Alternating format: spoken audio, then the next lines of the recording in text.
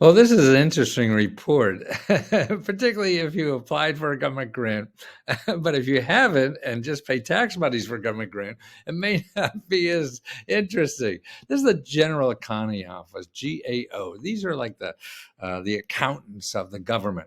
So they count all the pennies and beans and whatever the hell the government's doing, and every agency has to report to them, and then they report to Congress. So it's an oversight kind of thing, and they have to follow the rules of the GAO, and the GAO always looks for, if the government agency is screwing up, then they go investigate, and they say they're screwing up, and they go to Congress, and Congress yells at them and takes the money back or whatever. But this is interesting because here they just did a report on the, let me move me out of here. They just did a report on the grants, and particularly the grants for the rent grants and really the other grants for the mortgage money. And it says that how they're so screwed up, and if they gave you extra money that they shouldn't have, they'll never get it back from you. Or they can't, they don't know how, and all this. See, I mean, that's true. I mean, they claw back money. If they make a mistake and give it back to you, they'll go back. Like out in California, they screwed up and gave a lot of people extra money on their unemployment, and they were asking for it back. I think they changed the law and they said you don't have to give it back. So it all, but there is that concern if they screw up. That's why you want to check. If you can check and it's more than they said, you should check and not say, oh yeah, I'll just, because they may have to claw it back. But here's what they said. Okay, on November 2021, the Department of Treasury dispersed $38 billion of the $46 billion that's available from the emergency rent. These programs provide funds to grantees to administer programs to assist eligible renter households that are unable to pay rent, utilities, and other expenses due directly or indirectly to the pandemic. Now, see, they gave it to government officials, not to you. So they're talking about they gave out the 38 billion, not to people, because most of that is still sitting in the states and the counties and things like that. But they gave it out from the Treasury Department. Okay, the Treasury distributes ERA funds to grantees such as states, local governments, tribal governments, which make payments to landlords, households, and other eligible to receive the funds. Okay, so that they just said again what I said. So the Treasury has the money, they give it to the states and other government officials who then give it to individuals. So that's why the Treasury, it has oversight all this. The Treasury has not yet designed processes to identify and recover overpayments made by the grantees. The grantees are the states and the counties.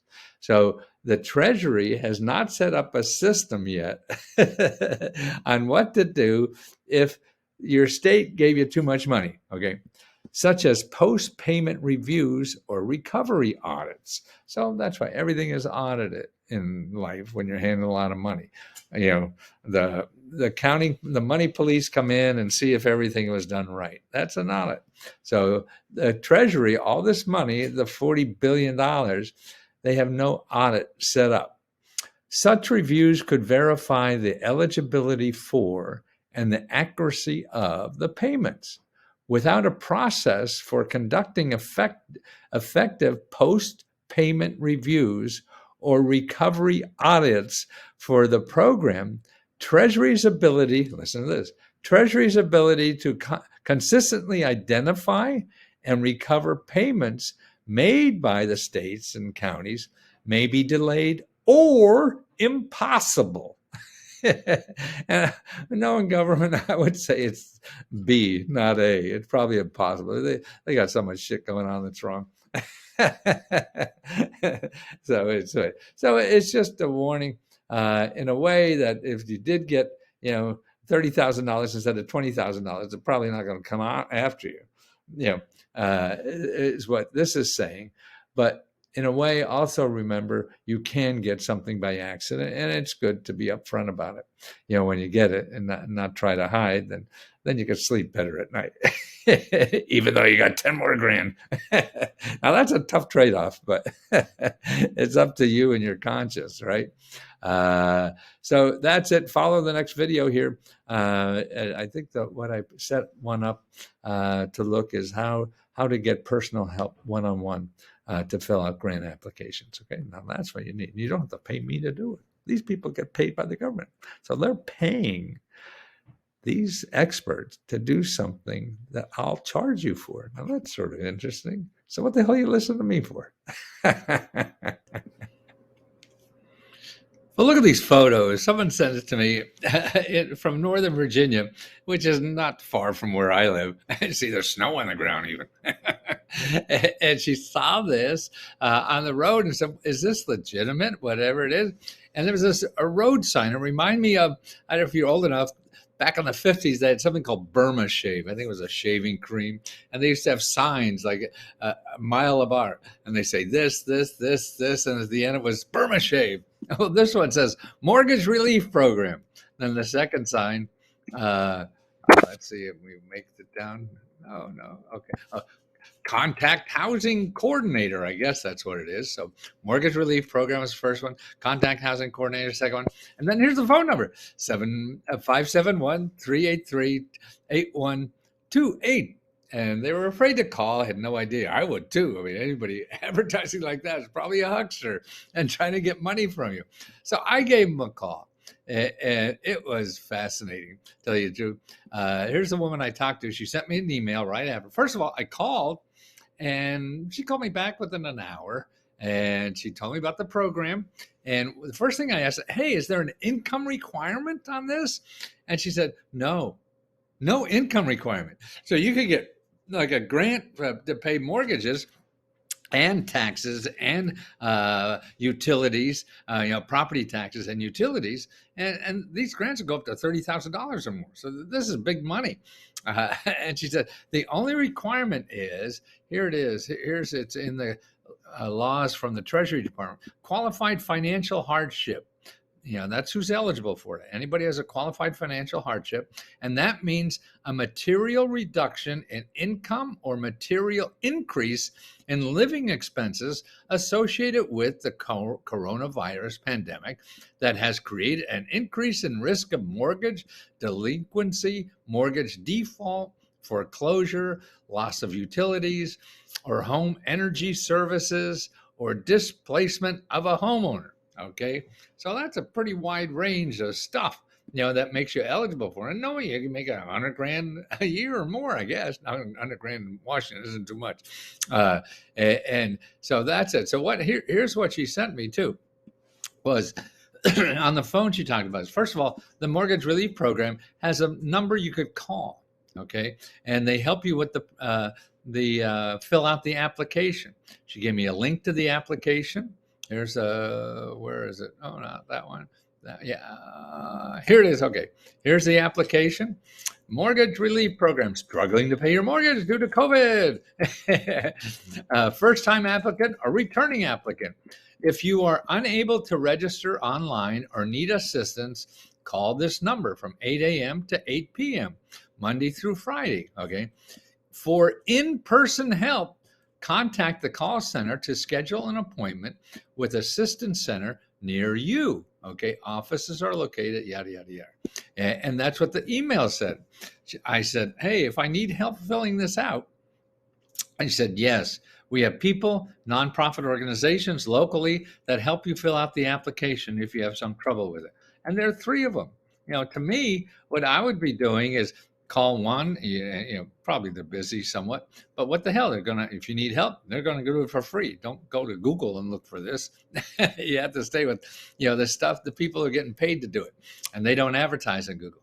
And then if one turns you down, go to another one. I mean, you're not in some list that they'll never know, and see, maybe you didn't say something right or whatever. You never know.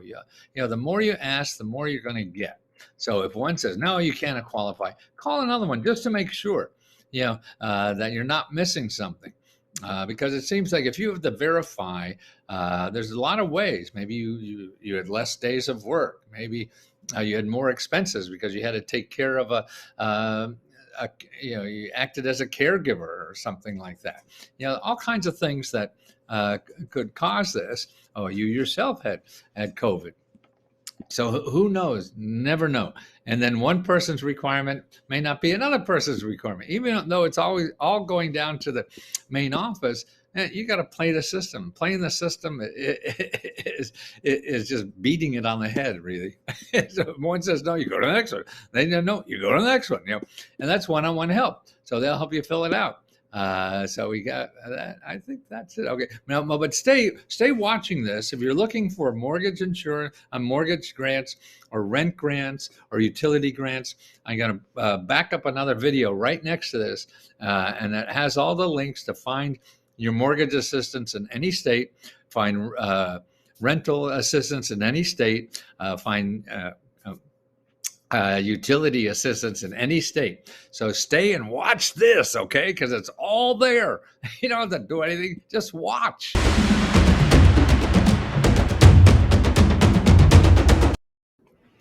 Well, I just got a note from a Let's Go Help member yesterday, Beth Humphreys, and she's a delight. Actually, she says nice things about me, so I like anybody like that. Anyway, here's what she says. She says, hello, everyone. We're so lucky to be part of this group. I applied to rent assistance with information Matthew provided us. It wasn't as much as I hoped, but it did cover 3 months' rent. Well, I applied again in this second round, and I will get another 2 months covered. Cannot thank you enough, Matthew. I admired you for 30 years. You were a true gem. Well, that's great to hear. But more importantly, I forgot to encourage other people to apply again, even if you got money. You should apply again.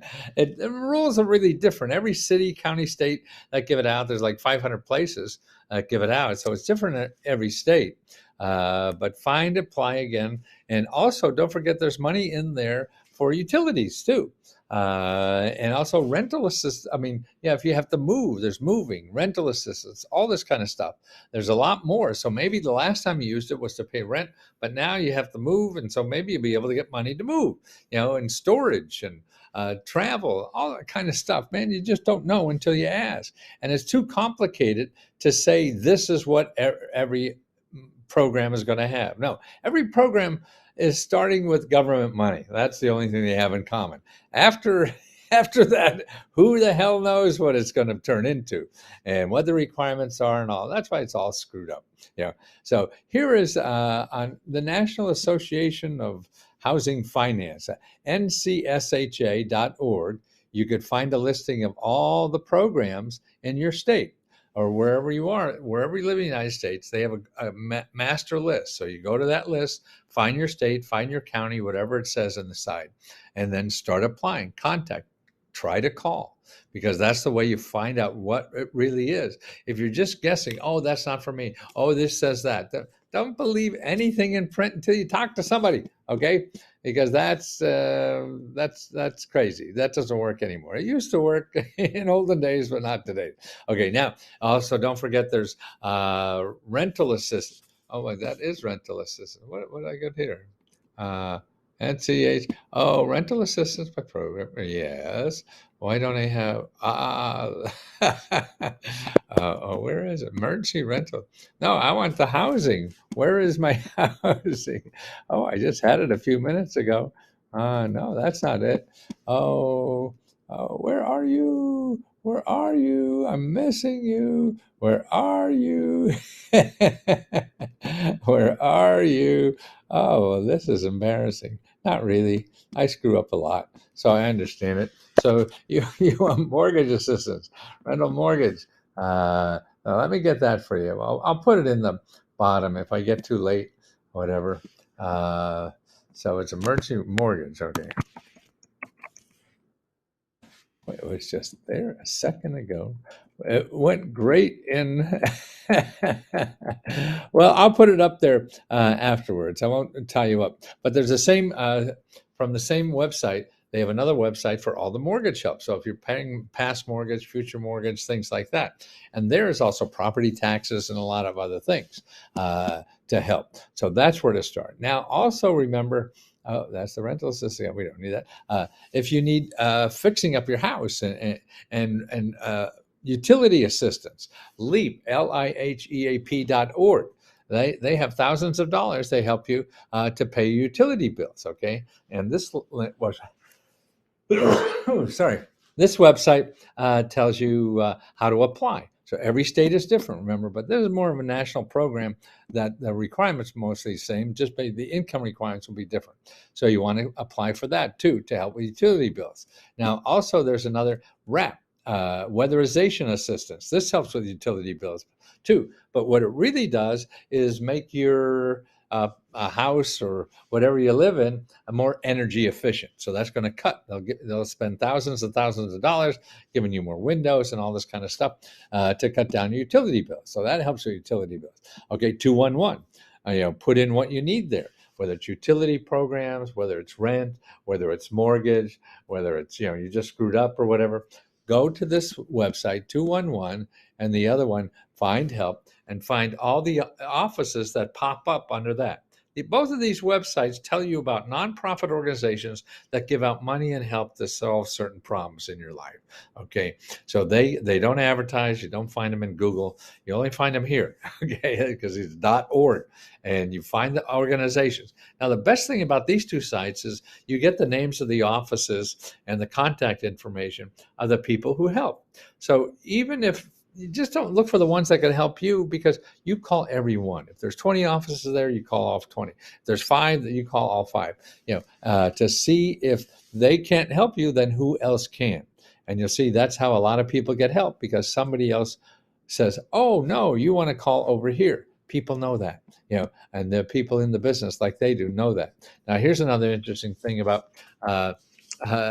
They're all, the rental assistance programs are coming in waves. So a lot of, if you got rental assistance before, or you didn't get it before they ran out of money, well, now there's got another rental assistance program coming in. So check wherever you got rental assistance. If they said yes or no, check there again, okay? Because here, counties are getting second, county more in rental assistance. So they had it, ran out, and they get money. As part of the $900 billion omnibus bill passed in 2020, the 25 set aside for this. The county qualified for $14 million and now is getting another $9 million. So that's almost twice as much.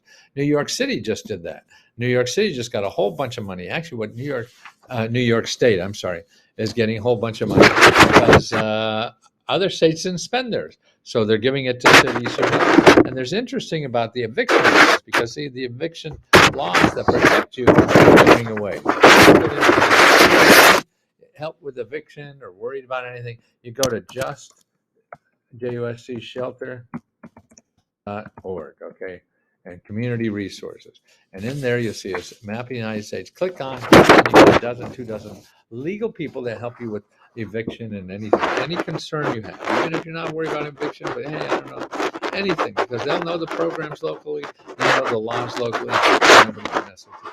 Okay, now if you go back to the New York list, there's some interesting information. Nobody is trying to evict anyone, she said. 97% of the cases that go to housing court are for non-payment. Now listen to this. Of those, 97% do not get evicted because they get some kind of assistance and they're able to stay in their place. You hear that? So that's what I mean. You want to know the process of being evicted if you're worried about that. Now here, what they're saying, and this is a lawyer saying that in New York City, is that 90% of the Texas cases when they get to court are able to get money instead somehow, and they don't get evicted. Okay.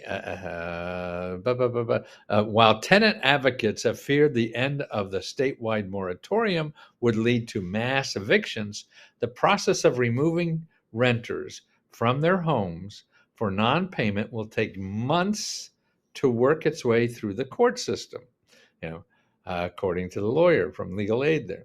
So what they're saying, if you're worried about eviction, it's going to take months and months and months for anything to happen.